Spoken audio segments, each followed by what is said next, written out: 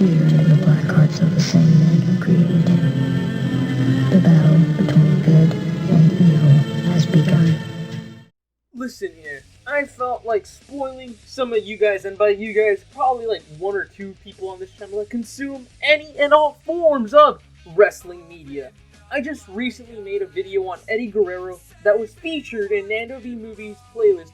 One villainous scene where, like the title suggests, a terrible action was committed by said person. Knowing my love for pro wrestling and the fact that this channel doesn't feature enough, I wanted to try and create more videos on the subject. This video isn't on any playlist that some big shot YouTuber made, nor is it part of a trend, that being the NWO. This is one heroic moment. I'll be doing a small dive onto the franchise player and his path to be he is today. It's Sting! Sting? No, not that Sting. That's literally just the same Sting, just fucking animated in the B movie. No, god damn it. Let me explain.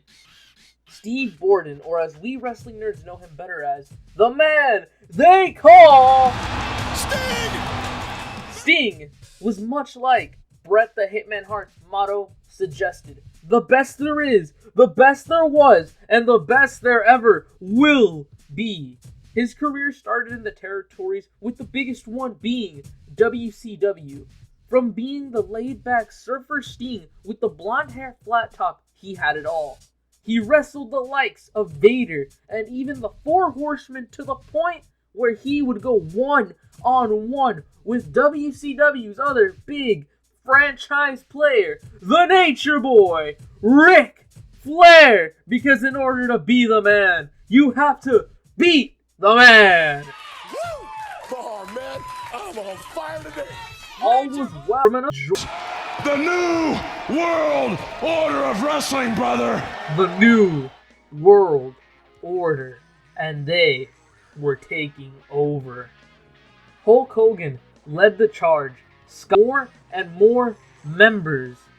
Doing so, this would split WCW in half, as many would matches were into ran rampant and believed that they could do whatever the hell they wanted, because in their own eyes, they were above everyone. They were WCW.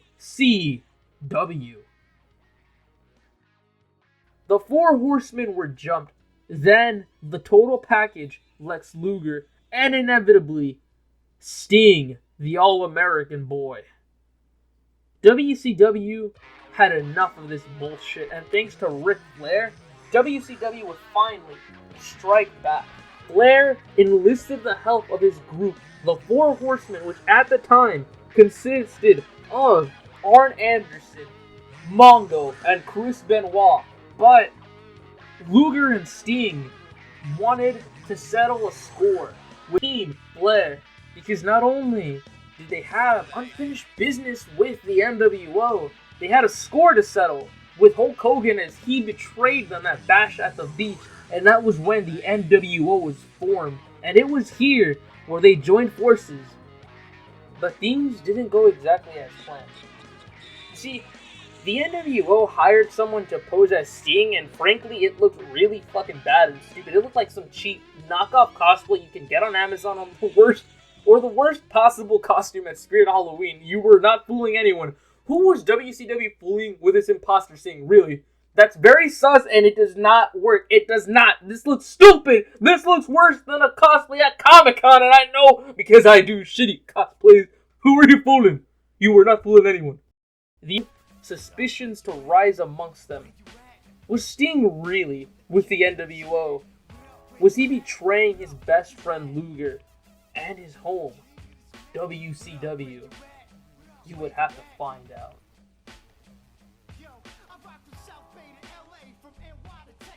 The moment of truth finally came.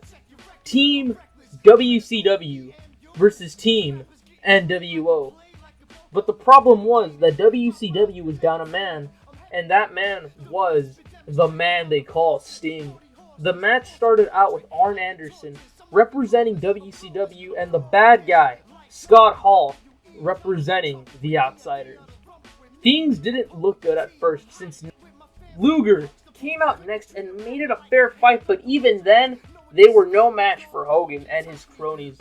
Team NWO's final member was the impossible 3 against 4 until out from the shadows came the real Sting. Let off the dawn of a new Sting.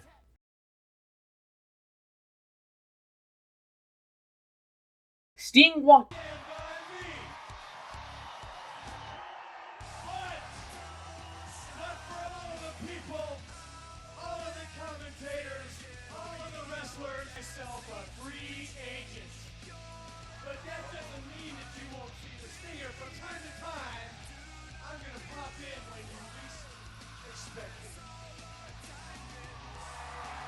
From the Due to this, the NWO ran wild.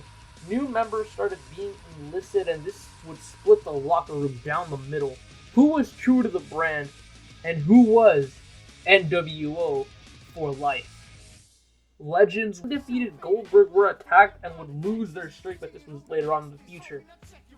Every time vignettes would start to drop around WWE. The very first time we would see Sting back on WCW was when the NWO would try and recruit him. But the best version possible was when the Watchful Protector stared down the NWO from the rafters with his vulture.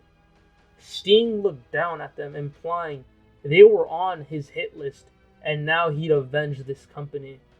Week after week, the NWO would start getting attacked by Sting, with the most historic moment being when he fell from the rafters and attacked the gang, all by himself with his trusty baseball bat. One Sting who did, whereas others would step into it and show what it meant for them. Sting on those that ruined WCW. Slowly but surely, the NWO would have dissension amongst themselves. Many members would be taken out of the group, while others betrayed and ganged up on by other members, the most memorable one being Paul White being kicked out. During one of his matches, the NWO thought it'd be a great idea to interfere, but Paul White, being a 7-foot-tall giant, and you can't teach that, proved. What did you say? I'm not going to get into that topic.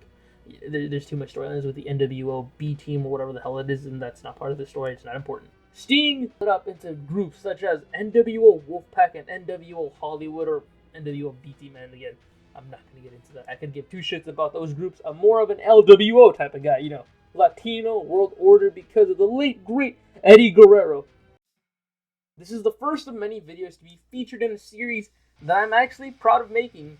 Like, it's not an original idea. I know that it's one heroic moment and it kind of sounds generic, but I'm probably going to be uploading more videos of my own onto this playlist to at least get it booming. But thank you guys again for watching this video if you even sat through all of it. I know that wrestling is still not something that everyone's into on this channel, but I like and get a kick out of it.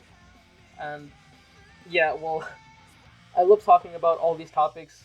I know that most of you could get intrigued about some other things, but again, thank you for even sticking through this video. It really means a lot.